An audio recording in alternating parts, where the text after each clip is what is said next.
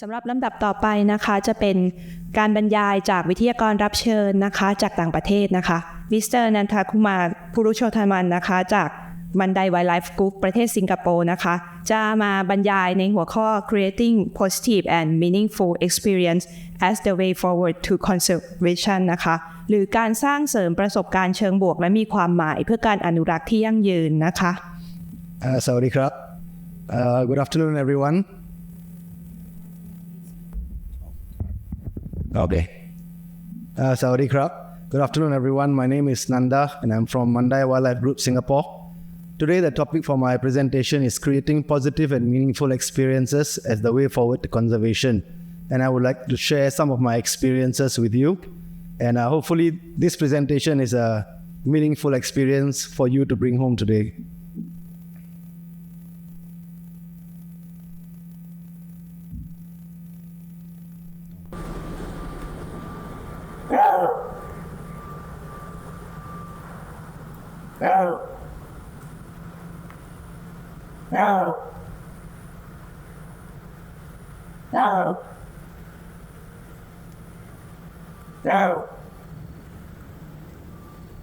Okay, so what is conservation?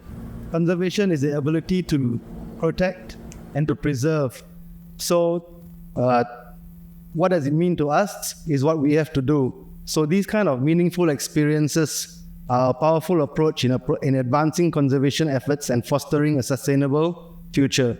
It also helps connect with nature on a personal level. For example, what's happening over here is the start of breeding season. So we know how to better support this species and how we can care for them. And when we share these stories together with the public, it makes a personal connection, and they will ask questions like, oh, how long does it take to breed? What does she need? Nutrition, housing. So when we share this story, it's not just a visit to the zoo. It becomes on a personal level. They will follow up. They will ask questions again. Oh, has she given birth? So when we have this kind of experience, we are having a successful, meaningful experience for them. And they are more likely to care and engage in conservation activities when you talk to them about it. So these kind of meaningful experiences help with personal growth, connection to nature, have impact on communities, and helps to inspire and create advocacy, and gives us future directions on what we have to do. So what can we do? So the meaningful experiences, right, has to go three ways. For the animals that are under our care, they have to have the meaningful experiences. For our animal care staff, we create meaningful experiences through education and training. So exactly they know exactly what they have to do and they want to do and why they have to do it. When you give them the reason, the job doesn't mean a job anymore. It becomes like a passion.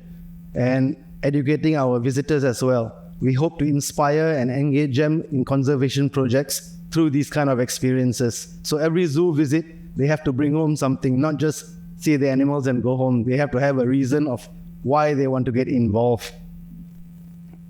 So through the one plan approach, where in situ and ex situ organizations need to work together, that's how we get viable populations in thriving ecosystems. Whether you are zoo people or whether you are landowners or whether you are scientists, if we all work together and come to understanding, we can help both populations in zoos and outside zoos have thriving communities. So who are the ambassadors of conservation? I think everybody here is an ambassador of conservation. But to me, some of our staff that work on the ground together with the animals and have the experience and the knowledge, this is what we should be sharing with the public. We just need to find a way to extract their experiences and share. And then these are the meaningful things that people come to hear. You know, the nice stories, how they train the animals, how they spend time, what this animal likes, what's the name. Sometimes theory knowledge can be a little slow, but personal experiences from our animal care staff is what I found that a lot of people actually like to know about. So how do we best take care of our animals? Through the 5 domains: providing nutrition, environment, physical health, and positive behavior. All these lead to positive experience under the mental domain. Like this is one of our clouded leopards that came from Kaukia Zoo. Now she's 17 years old already, and we've taken good care of her by providing as best as we can in her environment. And she has bred a few times, but now she's been retired, and we just let her enjoy her last don't know how many years left for her existence. And together with a behavioral management approach where we can do behavioral assessment, housing, training, facility design, and environmental enrichment, we can help to solve certain issues like, say, population management or breeding or health issues by combining this together with the 5 domains. Creating positive experiences for people is not only important but also for the animals. Like on the top video, you'll just see a simple feeding session, but when the animal actually understands that and they are willing to participate in their own medical training, that is when it becomes a positive experience for them. They have the choice and control, and they do not have to participate if they don't want. And this becomes a meaningful experience for the keeper in charge as well, because this is what we can share. Even if some of this is done back of house with social media nowadays, you can spread the word, and then you can share ideas across the board. And the role of animal care. So I have a good example here of one of our mass pump civets and a junior keeper. After breeding season, we wanted to confirm that this female was pregnant so that we could provide the right nutrition and the right housing for her to give birth.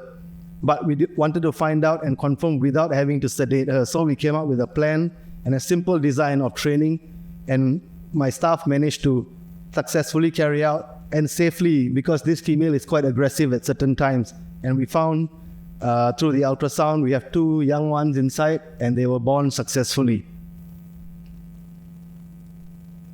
This sort of like inspires the new staff who are interested in conservation, and we can use these kind of educational facilities for new people joining us. So we always hope to inspire our own staff as well. Educating and empowering to actively contribute to conservation goal. We were assigned the task of breeding clouded leopards quite some time back, but we needed to make sure they are in good health. For example, weight taking, vaccinations, blood draw. And then we came up with a plan and a design of how to do this safely, because we do not work with under protected contact. So by a stage-by-stage process, desensitizing and getting the animal interested in participating in their own health check, we were managed to successfully do this, but it took a long time, maybe close to around 6 months, because even this female, 1D from Kaukiao Zoo, even though she was hand-raised, when she came to Singapore, her behavior completely changed, and she became apprehensive. So it took time, and getting the veterinary staff involved as well during the training phase made this a success. And maybe in the future, we can do this for a larger population of females where you can test for hormones for reproduction by collecting blood samples, but you need a bigger group of animals where you can do this. So this same method, we have applied it to all the clouded leopards and a few other big cats that we have, and it's been quite successful for us. As you can see, she just focused on her reward in the keeper, and through this, the vet is able to find the vein and successfully draw the blood. And what I found out is it's as thin as a rubber band, so it takes quite some time. And you can watch the video until it's complete. Okay, you're going to poke through. It takes a lot of communication between us, because we do not want to make it a negative experience, because once she gets scared, then it was quite hard to get her back out on the platform again.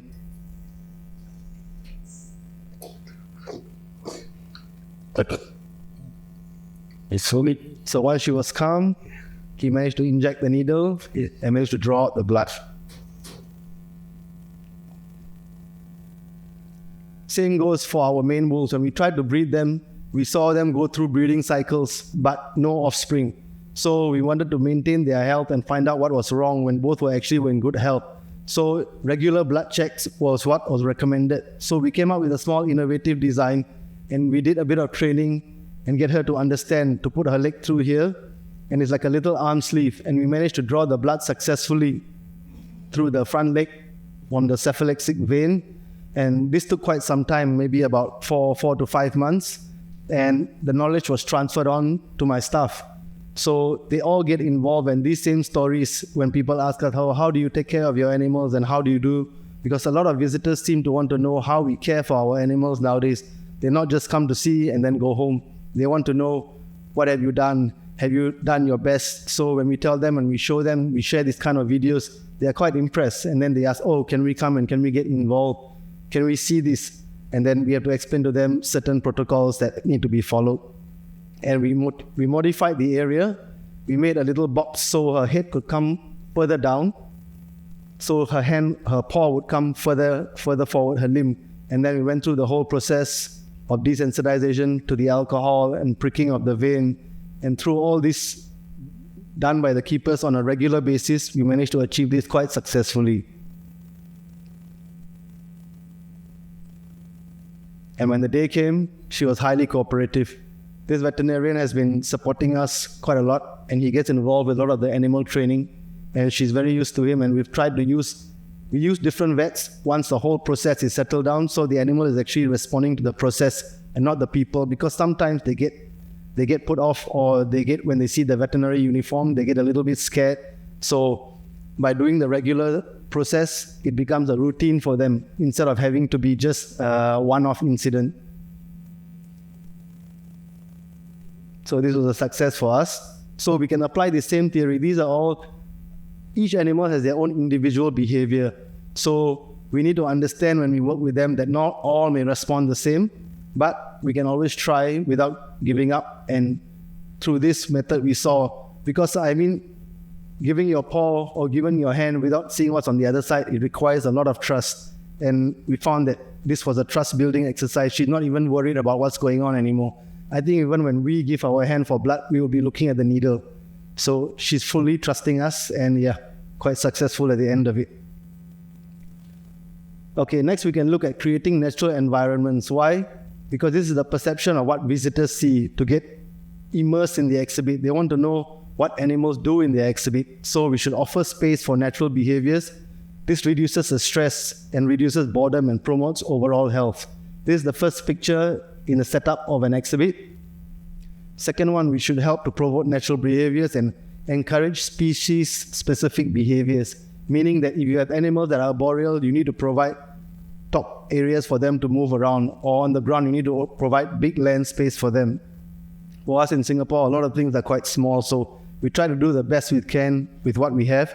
So you can see the branches are all placed with substrate, and this all forms enriching and stimulating environments for them. And this is the completed one.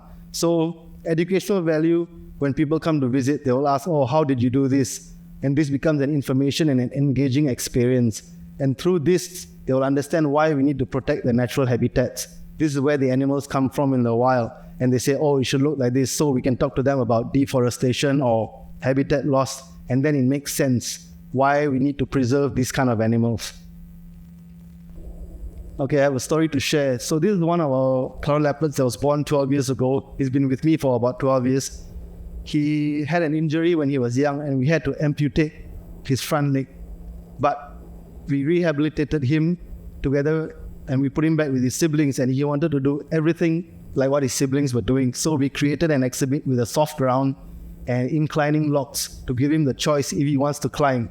And he did everything like a normal cloud leopard. And right now, if you look at his front leg, it's so strong. He's able to jump, he's able to climb. So this is one of the stories that we share with our guests. We don't really keep them behind the scenes because they are disabled. We share this story, and this is what motivates people, and they really take an interest and they respect what we have done for this kind of situation. Providing suitable environments as well helps with natural reproduction. For the Maine wolves, right, they have this elusive behavior, and it's not easy seen in under human care. But giving the right land space, giving the right connection with the keepers, this was done right in front of me in the morning during our checks, and they felt very comfortable. They didn't feel threatened, but there was no offspring from here. But the fact that they can carry out this behavior means it's an important milestone for us. They don't run away because they are actually very shy by nature. Okay, what does the impact of conservation have on this? It helps to promote breeding programs and facilitates research for conservation strategies. In this picture, you will see, if everybody knows, owls pair up one by one male, one female. But we have a small colony in night safari, and in that group, during one breeding season, we spotted there were actually 3. Can you see this? 1, 2, 3, and 4 young ones inside.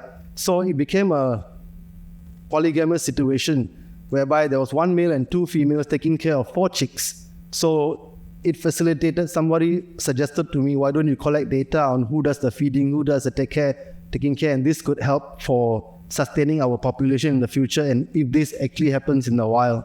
So somebody has benchmarked and gone on and taken data over a period of time. All the chicks have grown up and all are adults now. Advances in animal care and best practices also help with habitat design. Our porcupines breed every year just by providing the right environment, the right hiding areas, and they have become so brave now that the parents bring out their little ones to come and visit us when we go to do our feeding, our checks. So by providing this kind of environment, it means like we can have regular sustaining of population bursts every year. Okay, creating naturalistic and immersive animal habitats also allow visitors to have that feeling they are inside their environment and they have a deeper appreciation and understanding of their environment. This is the giant otter exhibit at River Safari. This create this. Yeah. We encourage to know them in the conventional ridiculous instead of eating a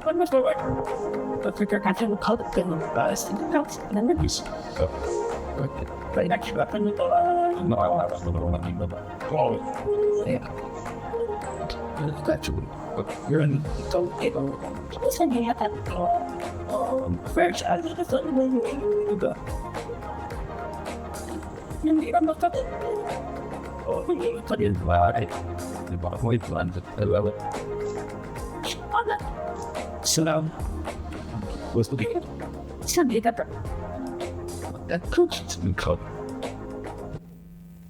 Okay, so in that scenario, right, it gives the wow factor. People actually can see the giant otters like they are under the water and how they manipulate the devices and they work together as a group instead of just seeing from the top, like how they see otters in most zoos just doing feeding. So this becomes a wow factor, and then they ask us, oh, can they swim like this? Why is their tail looking like that, like a rudder of a boat? Do they work? Do they fight? So when people start asking the questions like this, how is their population in the wild? What are we doing? So we have made that emotional connection just through that immersive experience. Same goes for this guy we received last year. It's a young clouded leopard we received from Miami Zoo. He's very active, he's only 4 years old, so we needed to bring his environment to him. And we created this just by our own self, by having logs and plants, bringing up. And as you can see, he has a lot of energy. We need him to start feeding soon, so we need him to be more comfortable in his environment. So we embarked on a project to make it as conducive as possible and rewarding him along the way, like he's going on his mini hunts. And this whole thing, then we put up logs that were moving so he can exercise, promoting his good health. The clouded leopards are really good climbers, and as you can see, the moving of the log doesn't sway him at all. He really enjoys his exhibit, and this is what we hope to achieve.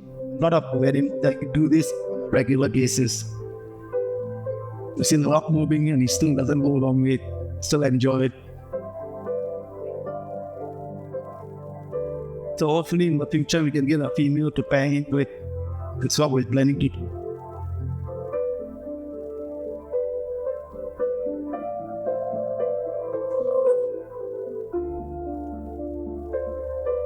What you see from the front here is the visitor perspective. So anybody looking at this exhibit would feel like they're actually inside a jump site, just blocked off by a glass panel. And they feel like they are part of the environment.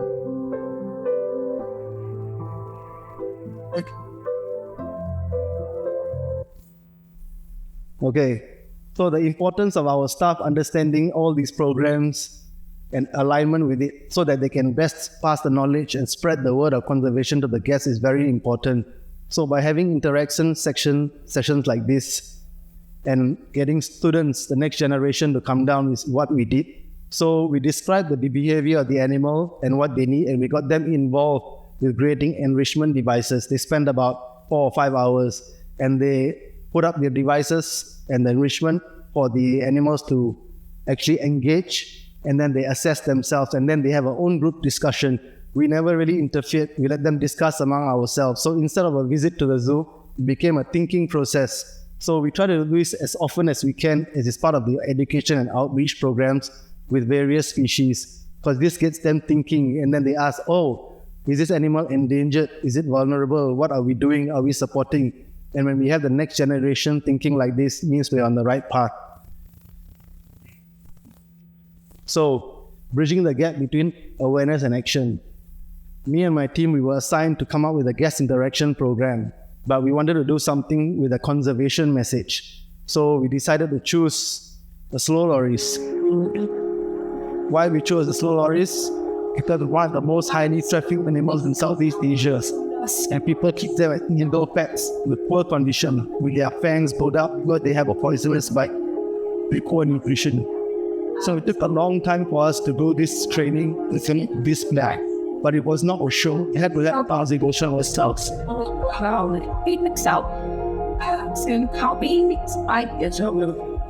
This animal can come every night, runs back meaning for us. It's on home field. We reward the old person. And he does not have natural behaviors. It's all just being about ocellaries. And people say it's so cute, so nice. And then we can spread the word and say grass is cute, but Oceanal are keeping these as pets. They are wild animals and each animal went wild. Have freedom of choice in what side. And we come. It starts to see here as video. Unlike keepers, they are the ones who tap power, so they have invested for some years, so they can talk about fire. Doesn't have the story that have emotional. It's given a visual device. He can show all his behaviors, and when he's trying to go, he's free to go back. Until 15 minutes, until 20 minutes. But it's up to him really. It's not a forced issue. If he doesn't want to participate, it's free to go back to his den. So, we get like the questions. What can we do? Why is it like this? And then we have a chance to explain everything. I see. Trying to buy most arriving. Each one.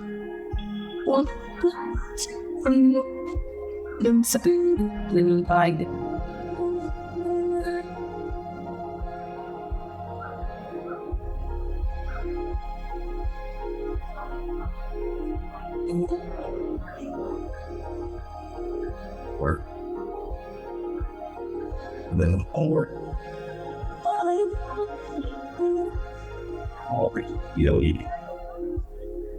So when he's done, he'll slowly just go back to his den and exhibit, but he's rewarded all the way. So this is like an exercise for him with like a, just something for him to do every day, and he cooperates very willingly. And this is all done at night. We needed to do this kind of training because slow lorries are nocturnal, so you can't do anything at daytime. So because it's night safari, it's easy for us to accommodate these kind of situations. So let's take home a few messages. These kind of meaningful experiences enhance personal connections to nature and foster emotional investment in conservation causes. It also helps to build a more informed, motivated, and active global community. And this helps to drive a continued commitment to protecting and preserving the natural world. I'd like to say thank you to my team, all my bosses for always supporting us. And without their encouragement and pushing us, sometimes we won't achieve what we want to achieve. That's the end of my presentation. I hope you all enjoyed it. It's not so long. So, Kapun Krap for listening.